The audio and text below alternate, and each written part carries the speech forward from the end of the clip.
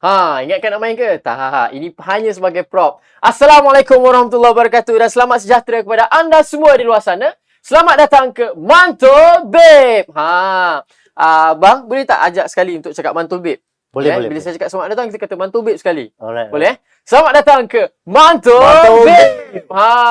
Selamat datang dan ini adalah satu program segmen khas diupayakan kepada anda oleh Komunikasi Barisan Nasional. Saya Iman Nur Hizam sebagai hos anda pada hari ini bersama-sama dengan saya orang yang hebat lagi berwibawa. Nanti korang akan tahu dia siapa. Tapi sebelum korang nak tahu, korang kena komen, share dan like dulu. Komen kalau boleh baik-baiklah. Kalau tak baik pun boleh sebab kita nak feedback anda. Kedua, minta tolong share supaya orang semua seluruh Malaysia boleh tahu tentang program kita, boleh dengar kitanya perbincangan dan sharing kita. Dan ketiga, minta like banyak-banyak. Okay guys? Alright, kita teruskan. Dan kita nak perkenalkan kita jemputan pada malam ini, iaitu kita nak panggil sebagai Abang Tibri. Ke nak bagi Tibri je macam mana? Tibri pun boleh. Tibri boleh Ya. Baik, beliau merupakan timbalan pengerusi Presiden. Timbalan Presiden, minta maaf, GPMS peringkat Malaysia, betul? Baik, insyaAllah selamat datang. Terima kasih Iman. Terima kasih banyak kerana sudi hadir. Ni seorang yang baru sahaja menang pilihan raya. Pilihan raya ke? Pemilihan parti. Pemilihan. Bukan pemilihan parti Pemilihan peringkat persatuan. GPMS Gabungan Pelajar Semenanjung Malaysia. Melayu Semenanjung. Melayu Semenanjung. Betul. Minta maaf terbalik sikit. Saja nak biar correct tadi. InsyaAllah kita pun malam ni dah ada kita nak sharing iaitu tentang TVET. So bila orang kata TVET ni berat sangat lah, agak complicated lah. Tapi abang rasa setuju ke? TVET ni something yang sangat-sangat susah dan orang ramai susah nak terima. Okay, first of all terima kasih Iman sekali lagi kerana jemput saya dalam segmen Mantul Babe hari ini, anjuran Komunikasi Barisan Nasional. Of course, saya berbesar hati dapat bersama untuk kita bincang isu TVET, Technical Vocational Education and Training. Okay, mungkin kalau kita ambil daripada konteks perkataan tu sendiri mungkin dia agak berat. Lagi-lagi bila kita bercakap dalam konteks belia hari ini yang mungkin tak berapa aware, tak berapa mahir dengan bidang berkenaan TVET ni. Jadi mungkin awareness tu perlu diperkemaskan lah untuk kita bawa agenda TVET ni dalam negara, yang mana bagi saya penting. Agenda TVET ni bukan saja kepada negara tapi kepada rakyat juga, Iman. Okey. Baik bang, bila abang cakap macam tu kan, bila kita cakap sama ada dia sebenarnya macam penting tapi dia taklah berat sangat dan semua orang perlu ambil. Betul. So TVET ni bila orang kata kita nak perkasakan TVET kat Malaysia, ada orang kata benda ni adalah satu paksaan, bukan sebenarnya apa yang anak-anak muda nak. Dan okey, untuk pengetahuan semua juga, Tibri merupakan seorang yang background dia adalah degree in Mechanical Engineering. So kalau nak kata dari segi weightage dia ada lah untuk bercakap pasal ni bang. Alright, so macam mana bang? Pasal itu, adakah ia sebenarnya satu bentuk paksaan? Mana yang penting? Paksaan itu untuk individu sebagai satu perkara untuk kebaikan negara ataupun macam mana? Okey, bagi saya TVET ni sebenarnya satu pilihan lain yang kita ada untuk anak-anak muda lepasan sekolah, hatta ketika sekolah sekalipun, untuk memilih sama ada kalau mereka tidak condong kepada aliran yang berbentuk akademik, mereka boleh pilih aliran berbentuk vocational dan juga kemahiran ni. So sebenarnya ini adalah pilihan untuk anak muda pilih untuk mereka ceburi bidang TVET ni. So secara keseluruhannya TVET ni adalah satu bidang yang mana pelajar-pelajar kita boleh pilih untuk mereka kembangkan bakat-bakat yang mereka ada, minat yang mereka ada, untuk bukan saja ketika alam pengajian tapi dalam kerjaya nanti juga. Dia bila orang cakap macam tu bang, orang tanya kenapa penting sangat TVET ni? Kenapa penting kena ada orang dalam TVET? Okay. Alright. Kepentingan TVET ni bagi saya, Iman, kita boleh lihat dalam dua konteks. Satu dalam konteks negara dan lagi satu dalam konteks rakyat tu sendiri. Negara kita, Iman, kalau kita sedia maklum, sekarang ni kita masih dalam kategori negara membangun. Okay? Negara membangun ni of course ada beberapa kriteria dia, pendapatan salah satu dan juga ada kriteria-kriteria lain. Tapi kita masih dalam kategori negara membangun. Banyak lagi benda nak dibangunkan lah. Kita belum lagi capai kepada taraf negara maju. Jadi penting untuk kita mencapai pertumbuhan ekonomi yang mana ianya dipacu industri. Okey. Jadi ekonomi dipacu industri dan sebenarnya industri ni sangat memerlukan tenaga-tenaga kerja mahir. So kalau kita lihat daripada konteks negara tu, industri memerlukan ada banyak demand, ada banyak permintaan untuk rakyat kita ada kemahiran yang mana industri-industri ni nak pakai.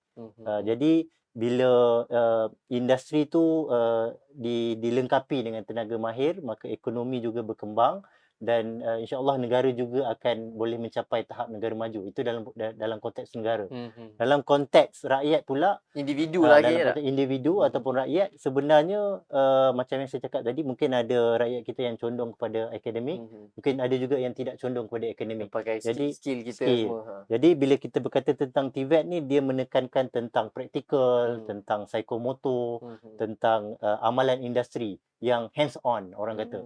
Jadi bila ada pilihan selain daripada academically inclined ni tadi, rakyat kita akan pastikan tidak ada sesiapa yang ketinggalan. Jadi ada yang akademik, ada yang praktikal. Jadi kita boleh melengkapi untuk sama-sama kita pacu negara kepada tahap ekonomi yang majulah insya-Allah. Okey bang. So bila kita cakap macam tu bang tentang boleh kebaikan untuk negara, kebaikan juga untuk individu. Tapi apa pula sebenarnya TVET ni? Apa yang mungkin abang macam tadi abang kata psikomotor, abang Betul. kata tentang skill-skill menggunakan tangan dan sebagainya. So contoh-contoh dia macam apa bang? Adakah Okey. orang kerja KFC kira TVET ke macam mana? TVET ni dia lebih kepada kemahiran. Okey, kemahiran yang khusus yang mana ada permintaan daripada segi industri. Banyak industri di Malaysia ni Iman, contoh industri yang amat memerlukan kepakaran ataupun kemahiran bidang oil and gas contohnya. Oil and gas, of course kita ada jurutera, kita ada saintis dan sebagainya, tapi dalam masa yang sama kita juga memerlukan pekerja berkemahiran, contoh juru kimpalan. Jadi juru kimpalan ni salah satu contoh yang berkait dengan bidang oil and gas. So ini salah satu kemahiran yang mana kita sangat perlukan. Yang sebenarnya bidang ni sangat lumayan. Kalau betul kita cara dia kita dapatkan kemahiran, Sijil kita kerja dengan baik, insya-Allah sangat-sangat lumayan. Contoh yang saya bagi oil and gas, kemudian kita juga ada bidang elektrik contohnya. Kita ada chargeman, electrician dan sebagainya. Dan dia juga mencapah lagi. Even kulinari pun tergolong dalam salah satu sijil kemahiran TVET yang ada. culinary school belajar masak apa semua tu kira dalam TVET juga? Betul. Walaupun kalau degree TVET pun? Kalau degree ni dia dah lebih kepada akademik, tapi ada juga program-program kemahiran yang kita mula dengan sijil, kemudian diploma. Ada juga yang boleh sambung. Ada juga beberapa IPTA yang daripada sijil kemahiran ke diploma, ada juga yang boleh sambung pada ijazah. Tapi pengkhususan tu lain lah. Kalau kemahiran ni dia lebih kepada kemahiran tangan, hands on. Tapi dalam mungkin ijazah ni kalau nak banding dia lebih kepada pengisian untuk akademik. Mungkin lebih kepada pemikiran dan sebagainya.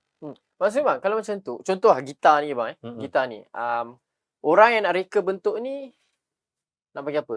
Designer. Betul. Ataupun designer ataupun kalau in technical terms mungkin engineer lah kan. Dia nak kira structure bangunan apa semua kan. So where does the technical people come waktu nak buat gitar ataupun bangunan? Okay, of course bila kita bercakap tentang gitar, mungkin bila kita mass produce gitar tu nanti, gitar ni, of course kalau pertukangan yang mengkhusus, mungkin industri yang kecil, dia buat gitar ni tailor-made. Okay. Pakai tangan lah. Jadi pertukangan tu adalah kemahiran juga. Itu satu. Itu maksudnya yang tailor-made, yang khusus buat gitar, yang kayu-kayu ni semua, perkayuan sebagainya, itu kemahiran. Kalaulah gitar ni kita produce secara mass production dan ada sektor perkilangan dia. So perkilangan tu pasti kita memerlukan juruteknik. Kita memerlukan jurutera pasti, kita memerlukan juruteknik dan juga tenaga-tenaga mahir yang untuk run kilang tu tadi. Itulah yang bila mungkin ada juru kimpalan, ada chargeman, ada electrician dan sebagainya. Jadi kemahiran kat situlah. So in a way mungkin jurutera tu dia akan fokus kepada Design lah. design, pengiraan, konsep dan sebagainya. Yang lebih kepada engineering calculation untuk pastikan production sekian-sekian. Dan dia pun design mesin. Tapi sektor kemahiran ni mesin tu dah ada tapi dia gunakan kepakaran tangan dia untuk run mesin tu. Itu mungkin analogi yang kita boleh Ya, dia kongsi. macam itulah cak. Okay, Ha, nak tanya abang kan. Abang Mm-mm. kan mechanical engineering kan. Betul, betul. Abang boleh jadi mekanik untuk kereta bang? Itu yang tak boleh tu. Betul. So sebab mungkin ada orang yang dia pandai teori tapi bila nak suruh dia buat dia tak boleh. So macam saya dalam bidang pembinaan yang mana kita mungkin design bangunan, kita design air conditioning system. Tapi kita boleh kira, kita boleh design dalam komputer dan sebagainya. Itu kepakaran yang sangat-sangat perlu. Tapi untuk install, untuk pasang, untuk kimpal, Untuk translatekan translate. daripada design tu Betul. kepada actual Betul. build kan. Betul. Ini yang kita kena ada keseimbangan antara teori dan juga praktikal lah. Ini yang graduan-graduan TVET boleh bagi pengkhususan. Okey. Baik bang. So contoh dalam sekarang ni kan yang orang kata TVET ni hasil-hasil graduan, ni kira graduan bang Lebih kurang lah. lebih kurang Lepasan kan. TVET. Kelepasan yang lepas daripada TVET ni orang kata jangan jadi job seeker tapi jadi job creator. Macam mana pula betul. tu? Pandangan abang. Contoh macam yang aircon. Betul. Contoh yang baik juga, banyak graduan TVET ni, satu of course dia kena pastikan diri dia tahu nak buat kemahiran yang dia usahakan dulu.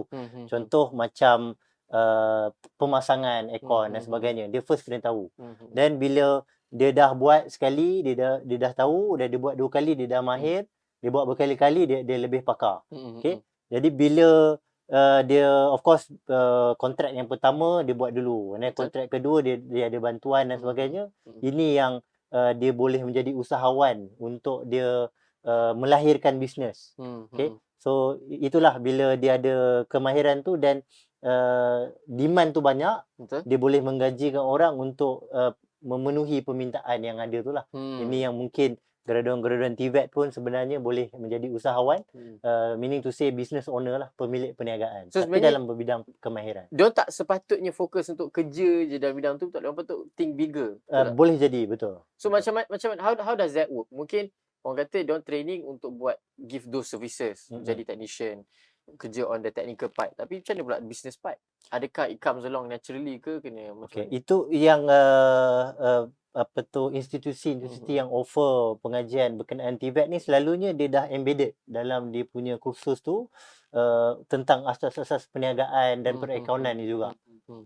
Of course kemahirannya akan jadi main item, akan jadi khusus utama, tapi dalam masa yang sama telah institusi pembelajaran ni dia ada inputkan juga berkenaan dengan keusahawanan, entrepreneurship ni subjek, perakaunan, ekonomi dan sebagainya, supaya at least at the very minimum kalau dia buat perniagaan ataupun dia deliver service, dia tahu asas-asas macam mana nak invoice, macam mana nak buat bookkeeping, macam mana nak buat financial statement dan sebagainya at the very minimum. Sebab ini penting. Sebab satu, kalau dia kerja sendiri seorang, dia mungkin boleh cover untuk diri dia. Tapi kalau dia menggajikan ramai, mungkin dia boleh cover untuk dia punya pekerja. Tapi katalah dia nak scale up, dia nak go bigger, dia nak ada cawangan dan sebagainya, dan ini memerlukan dana pinjaman daripada bank. So bank akan memerlukan dokumentasi keuangan ni. Itu yang banyak kolej-kolej kemahiran, contohnya KKTM, Kolej Kemahiran Tinggi Mara, memang dia dah ada embedded dalam kursus dia tentang asas-asas berkenaan dengan keusahawanan, supaya pelajar dia ataupun lepasan TVET ni bukan saja boleh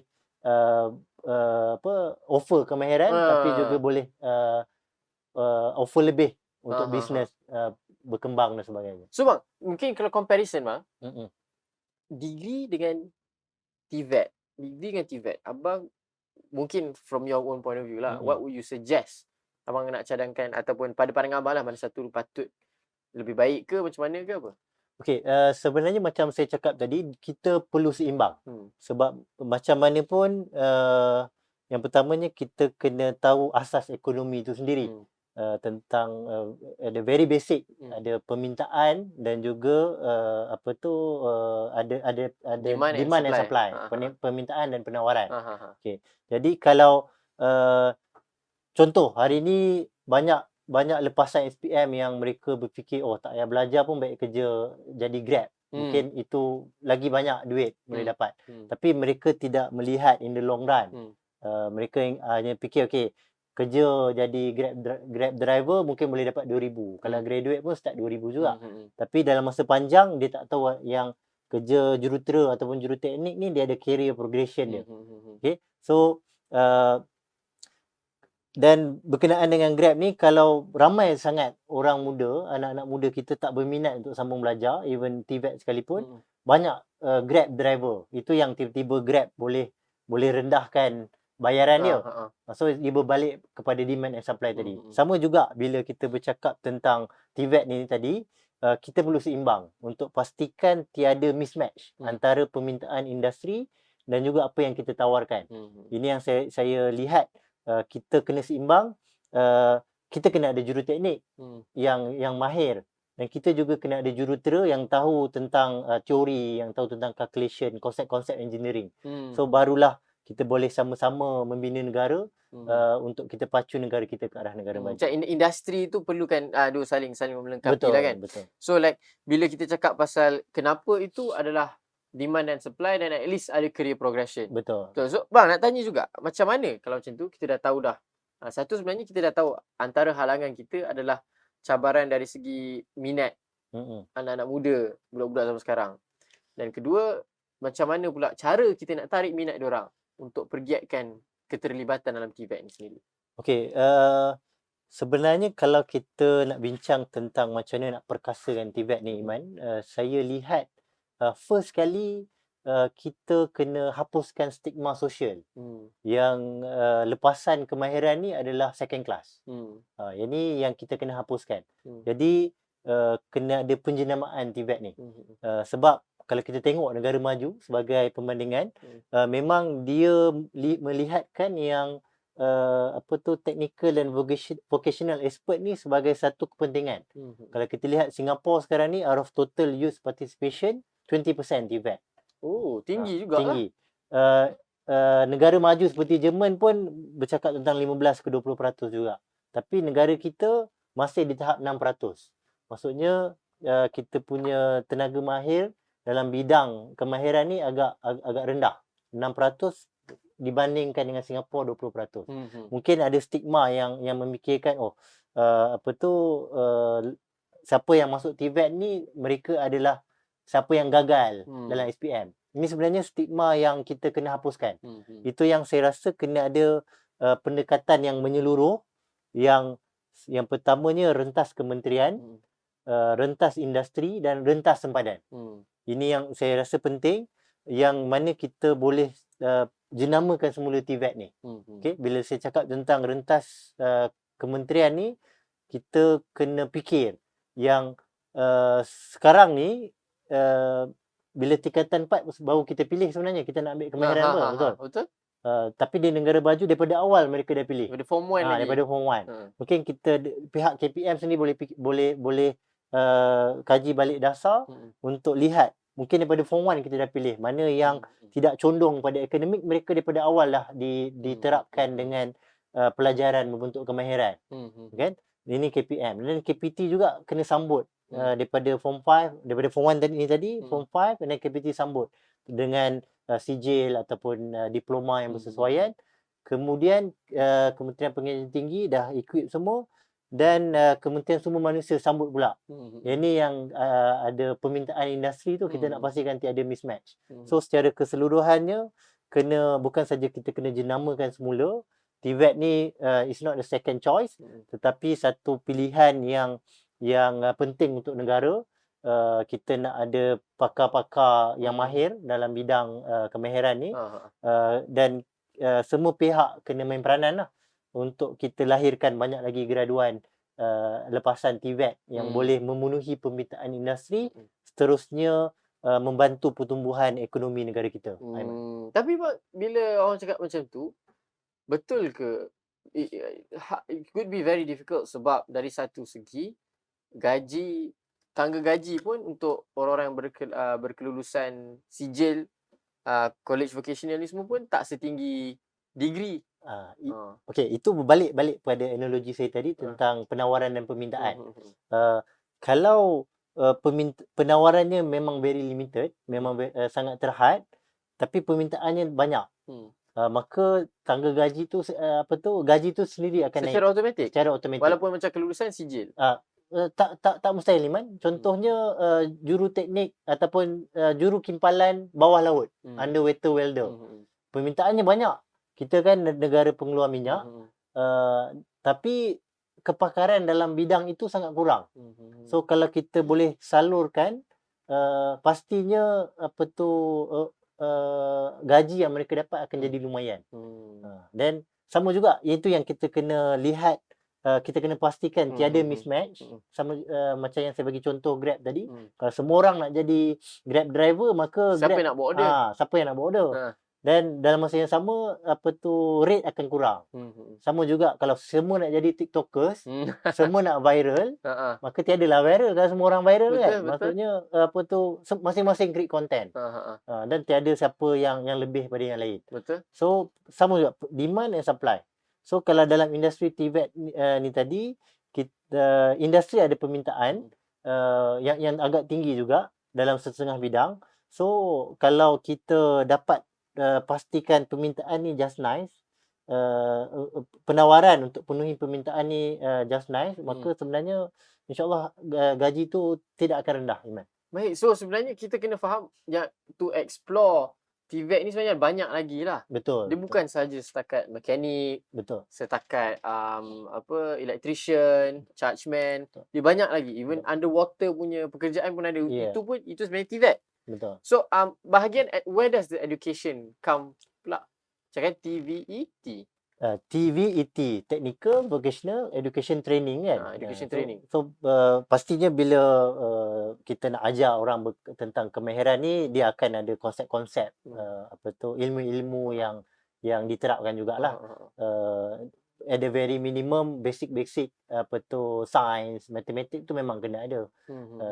So education tu datang daripada aspek tu, dan even kemahiran tu pun sendiri salah satu bentuk pembelajaran juga, yang memberi ilmu kepada kita punya TVET punya lepasan lah in the future. Betul. So abang mungkin from your point of view, apa abang rasa sebagai orang pun dalam industri yang memang satu abang engineer jugalah kan, dari segi kita nak perkasakan ataupun nak majukan lagi ni, kita kena ada dasar yang solid. Betul. Iaitu kerjasama di antara kementerian-kementerian ni. Betul. Kan. Jadi apa mungkin saranan abang untuk benda ni mungkin boleh jadi? Okey, yang pertamanya macam yang saya cakap tadi, penjenamaan tu penting. Kita tak nak TVET ni dilihat second class choice. Dan untuk jadikan ini, semua pihak kena main peranan. Kita kena ada success story berkenaan dengan TVET.